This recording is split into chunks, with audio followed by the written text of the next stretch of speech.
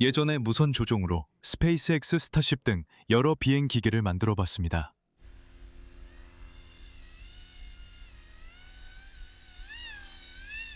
반응휠로 드론도 만들어 봤습니다.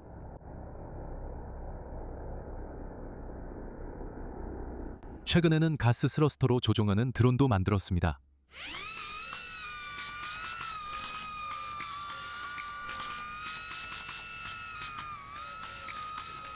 하지만 항상 받는 제한이 하나 있는데 바로 드론의 배터리를 아래쪽에 두면 무게중심이 낮아져서 드론이 진짜처럼 더 안정적일 거라는 겁니다. 하지만 이게 정말 효과가 있을까요? 드론에서 무게중심을 낮추는 것이 진짜 효과처럼 안정성을 높이는지 테스트하려면 다른 모든 형태의 안정성을 제거해야 합니다. 그래서 여기 막대에 드론을 붙였거나 드론에 막대를 붙였고 막대 아래쪽에 배터리 2개를 꽤 멀리 달아서 무게중심이 아주 낮습니다. 이제 드론 자체에는 자이로나 가속도계 같은 어떤 형태의 안정성도 없습니다. 오직 추진력만을 만들어내고 있습니다. 그래서 이것만 제외하고 모든 것을 제거해야 합니다. 진짜 효과입니다.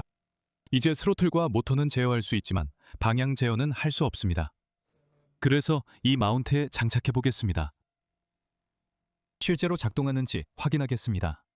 지금 약간 기울어진 각도로 이걸 장착하고 있는데 이게 실제로 수평으로 돌아오는지 확인하기에 아마 가장 좋은 상황일 것 같습니다. 뒤로 물러서 보겠습니다. 그리고 테스트해 보겠습니다. 드론 진짜 테스트 1번입니다.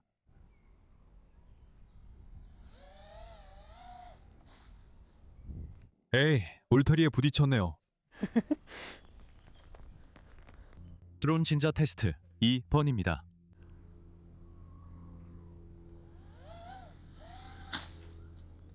어여, 3개 맞았네. 드론이 꽤 잘 버티는 것 같아. 확실한 결론을 내릴 때까지 테스트를 몇 번 더 해볼 거야.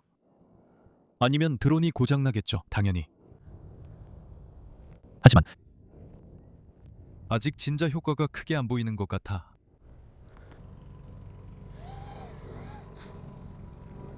그래서 나는 그 시험 비행들에서 대략적인 결론을 내린 것 같아. 내가 할 일은 고속 촬영 영상을 보고 무슨 일이 일어나고 있는지 분석하는 거야.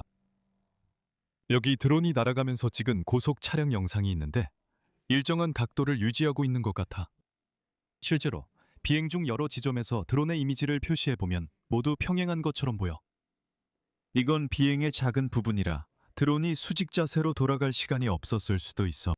내가 계속 촬영했다면 결국 수평으로 돌아왔을 수도 있어. 여기 드론을 진짜처럼 들고 있는 장면이 있어. 이걸 보면 어느 정도 시간이 걸리는지 알 수 있을 거야. 진짜 효과가 있었다면 드론이 화면에서 벗어나기 전 스스로 수평을 맞춰서야 해. 하지만 왜 그런 걸까? 진짜 작동 방식을 살펴보자. 진짜는 축 아래에 줄을 매달아 놓고 그 줄을 옆으로 움직이면 다시 중심으로 되돌아오면서 작동한다.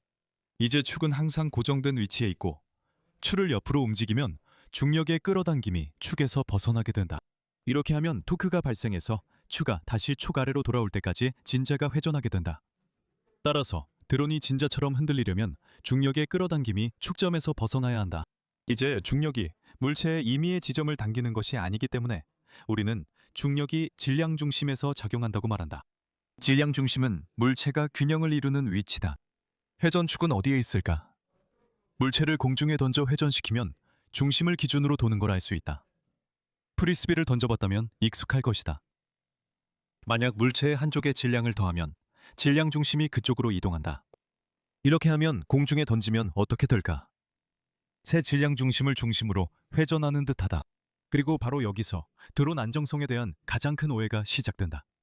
드론이 추락작용점 주위를 회전하고 질량이 추처럼 아래로 떨어진다고 생각하는 것이 논리적으로 보이지만 실제로는 회전축과 질량 중심이 같은 위치에 있기 때문에 토크가 발생하지 않고 회전도 일어나지 않는다. 만약 질량 중심이 매우 낮은 드론을 날리려고 하면 실제로 일어나는 일은 드론의 회전 관성이 증가한다는 것이고 이는 비행 컨트롤러가 드론을 제어하기 위해 더 열심히 작동해야 한다는 뜻이다. 결국 드론은 아마 추락하게 될 것이다. 그렇다면 왜 프로펠러는 진자의 회전점처럼 작동하지 않을까요? 이해를 돕기 위해 추력을 드론에 작용하는 고정된 힘으로 표시하면 됩니다. 드론이 기울면 추력 방향도 같이 기울어집니다. 따라서 보정 토크 없이 추력이 드론을 옆으로 밀어냅니다. 이것을 기울어진 진자와 비교해서 축을 바로 위로 작용하는 힘으로 표시해보면 현재 프로펠러가 장착된 상태에서는 이런 힘을 만들어낼 수 없다는 것이 분명해집니다. 또한 중력이 드론과 진자에 작용하는 힘을 표시해보면 드론에 작용하는 힘은 축을 기준으로 균형을 이루고 있어서 회전이 일어나지 않는 반면 진자는 힘의 불균형이 생겨서 회전하려고 한다는 것이 분명해집니다. 드론 등 비행기계를 설계할 때 저는 무중력 상태를 상상하는 것을 좋아합니다. 이렇게 하면 진자 효과 같은 것은 무시하고 실제로는 축 또는 질량 중심을 기준으로 발생하는 힘에 집중하게 됩니다. 이번 영상의 다음 부분에서는 제가 만든 모든 비행기계 프로젝트와 그 제어 이론을 설명하려고 합니다. 스페이스X 팔콘 9의 제어를 시뮬레이션하기 위해 설계된 전기 덕트 팬 로켓부터 시작해 봅시다.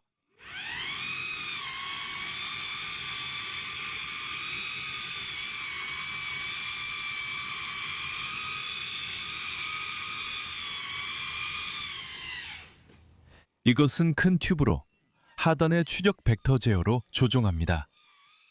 이상적인 질량 중심은 어디일까요? 추력을 튜브 하단에서 작용하는 힘으로 표시하고 추력 벡터를 한쪽으로 회전시키면 질량을 위쪽으로 이동시킬 때 추력이 질량 중심에서 크게 벗어나게 되어 더 큰 제어 토크를 제공한다는 것을 알 수 있습니다.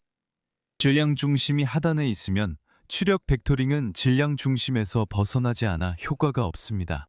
따라서 추력 벡터링이 질량 중심에서 멀어지면 이 튜브는 제어된 호버링을 유지할 수 있습니다.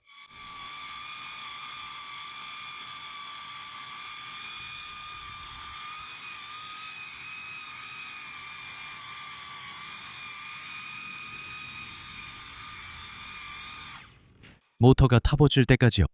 다음 예시는 무선 조종 치누크 모형입니다. 이것은 실제 치누크처럼 날지 않고 대신 기체 상단에 추력 벡터링 프로펠러가 있습니다. 본질적으로 이전 예시의 반대라고 할 수 있죠. 여기서는 치누크 동체 없이 날고 있습니다. 모터는 이 지점을 중심으로 회전해서 추력을 조절할 수 있습니다. 그렇다면 이상적인 무게중심은 어디에 있어야 할까요? 실제로 무게중심을 낮추는 것이 최대 추력 오프셋을 달성할 수 있기 때문에 그렇게 제안하셨다면 맞는 말씀입니다. 진자 오류와 혼동하지 마세요. 마지막 예시는 최근에 만든 가스 추력 드론입니다.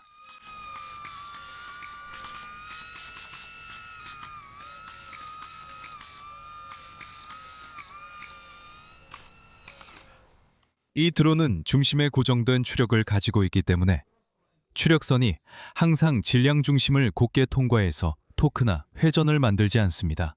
이 때문에 저는 배터리를 맨 위에 장착하기로 했습니다. 그곳이 배터리를 장착할 수 있는 유일한 적합한 위치였기 때문입니다. 배터리를 아래쪽에 장착해도 추력선과 일직선이므로 안정성에는 차이가 없었을 것입니다. 회전 중심점이 조금 아래로 이동할 뿐입니다. 따라서 이 기체를 제어하는 유일한 방법은 팔에 있는 고압 제트를 사용해서 무게중심에서 벗어난 힘을 만들어내고 그 힘으로 기체를 회전시키는 것입니다. 이 영상이 드론 안정성에 대한 오해를 푸는 데 도움이 되었길 바랍니다. 더 알고 싶으시면 추가 정보를 모아둔 웹사이트를 참고하세요. 예를 들어 안정성이란 무엇인지, 제어란 무엇인지, 그리고 공기역학이 이 진자 오류에 영향을 미치는지. 이번 영상은 여기까지입니다. 시청해주셔서 정말 감사합니다. 영상이 재미있으셨다면 좋아요를 눌러주세요. 제 채널이 처음이시고 다른 기상천외한 비행 프로젝트를 보고 싶으시다면 아래 구독 버튼을 눌러주세요. 이런 영상과 프로젝트를 가능하게 해주신 페이티언.com의 모든 페이티언 후원자분들께 감사드립니다. 다시 한번 시청해주셔서 감사드리며 다음에 또 뵙겠습니다. 다음 영상에서 또 뵙겠습니다. 안녕히 계세요.